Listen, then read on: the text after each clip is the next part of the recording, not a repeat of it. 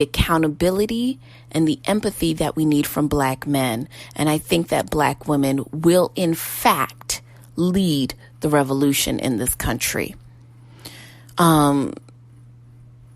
And I've just been so disappointed at the Black men that we've seen by and large. Kanye West, I'm so sick of you.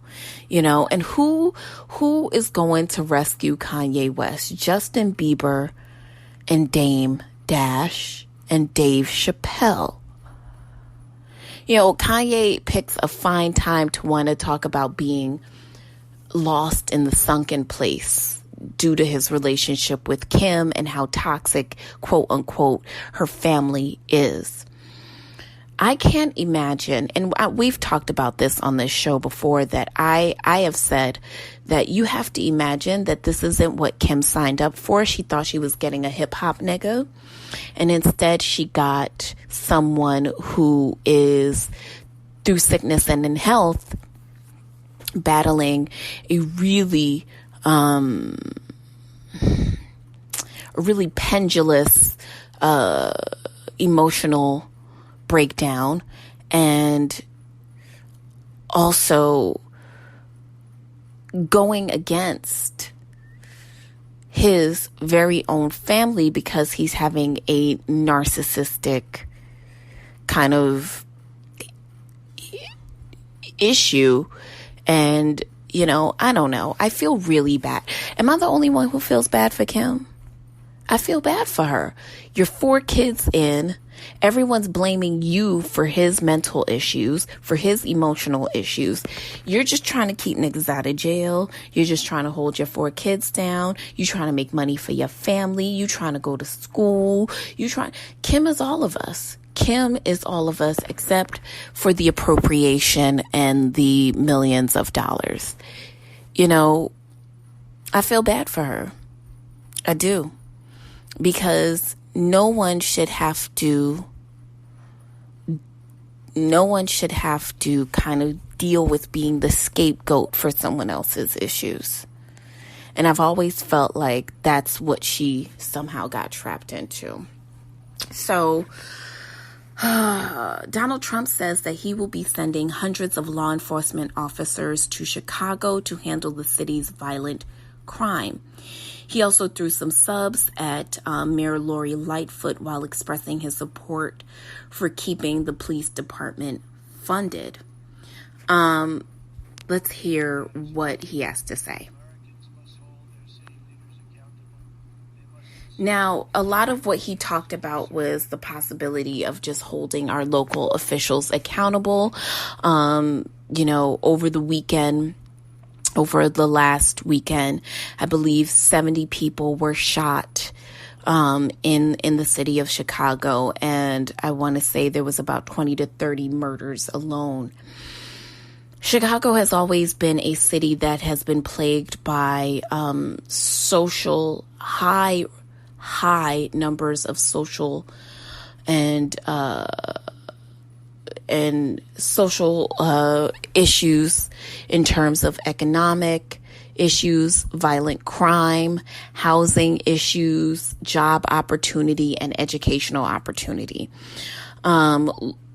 Chicago has also been a city that has long been marred by political issues in terms of scandals and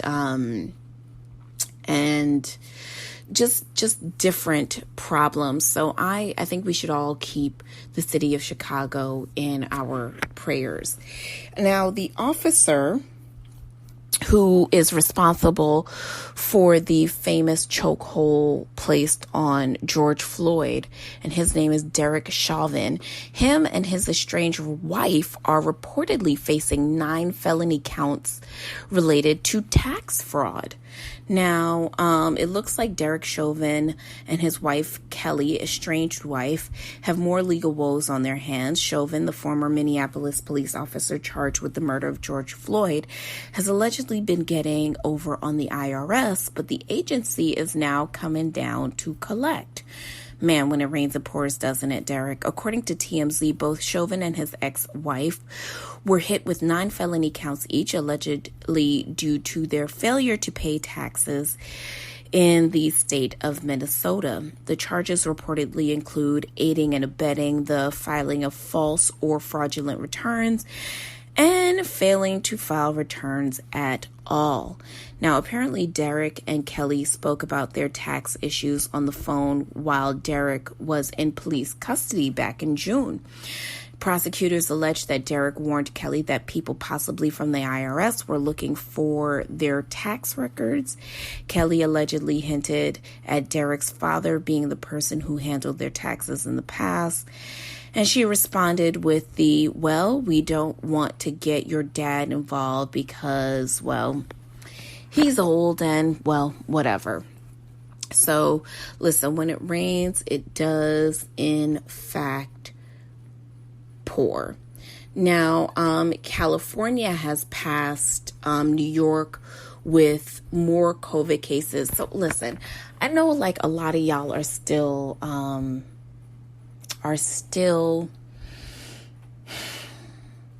wanting to be outside, still wanting to travel. And I have to admit, because I'm not, I don't want to be a hypocrite, but I've definitely been outside.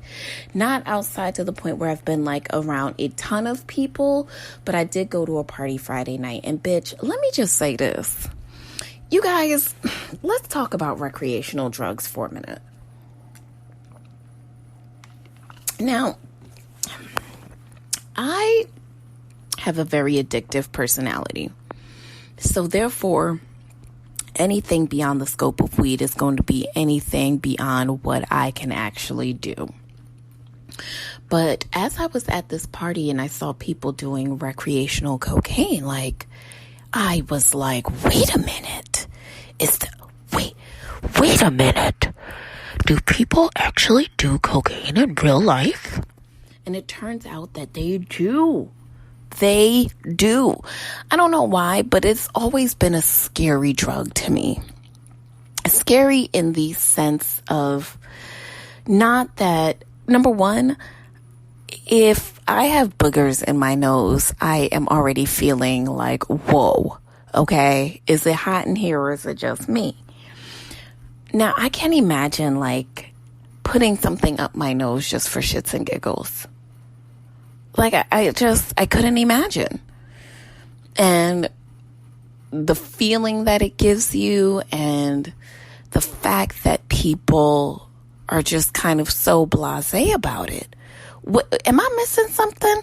When did that phase come? Was it seriously, when did that start to happen? Black people, when did y'all start doing cocaine?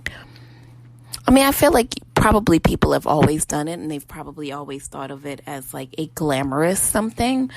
But like, you would be surprised by the amount of people that are really out here just doing the sugar boogers. Girl, it ain't for me, honey. It ain't for me, honey. Last but not least in the news, Nicki Minaj announced her pregnancy, which good for her. I'm super happy for her. It's not being said when she's due or what kind of child, whether the baby will be a boy or a girl, but I don't think we talked about that much. I'm really hoping that that motherhood will shift the trajectory for her. I think this is long overdue, and I'm so happy for her. Like, get it, Nikki. And who said that young Tekashi could not keep a secret? Look, he kept this one, guys. You know what? Let's take a break and let's come back and set the table. All right, and we are back. So every week we get together and we go on our mindfulness journey, just ways to keep us present and to keep us conscious. And one of the things that I often struggle with is, how do I keep present in just kind of normal everyday situations. How do I not lose a sense of consciousness because my mind is controlling me, or I'm distracted, or whatever the case is. So I wanted to share with you guys this week just some really helpful tips about staying present in the moment, right? I know for a lot of us that could be hard because, we've got tons of shit to do. There's kids, there's family, there's friends, there's work, there's relationships, there is bills, there is just all kind of stuff to keep us distracted. And for a lot of us, the practicing of presence is not something that we're even aware of. I think people think that when they're moving in the here and now space, that is them practicing presence. But it's not just about moving in the here and now space. It's also about being aware and conscious of what all is going on, about how you're feeling about it, about how you respond to folks, about how you treat people. So I wanted to share with you some information that I found on how to practice presence. Now, one of the first tips is ask yourself, am I here? Whenever you find your mind wandering off, thinking about the past or what was, bring yourself back to the present by asking yourself, am I here? Secondly, listen to the sounds around you. Is it traffic, chatter, music, construction, birds, TV? Tune in to just the sounds that are happening around you right now. Now, for a lot of us, we're always moving on to the next thing. Like you're in your car and you're thinking about work already, or you are having dinner with a friend and you're thinking about getting home, or you are sitting there listening to a friend talk about something and you're thinking about what do you have to do next.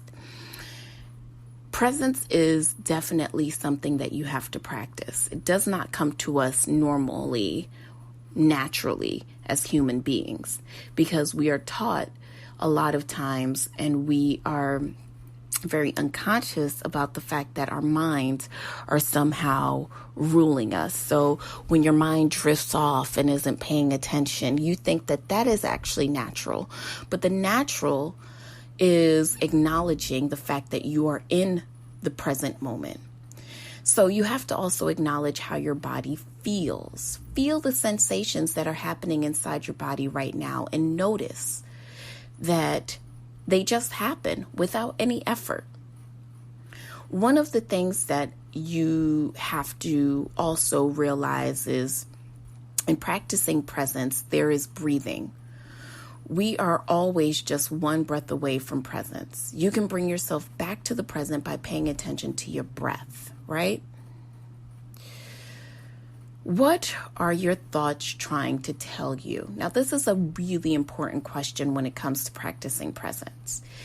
Do not get involved in or respond to the contents of what your mind is trying to tell you. Just observe your own mind in action without doing anything about it.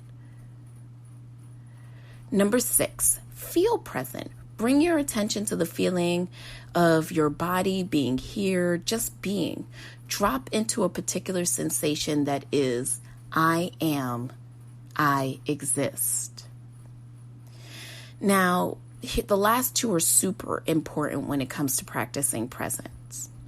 Imagine that there is no next event to go to, no next task, no next person, or no next anything to get to.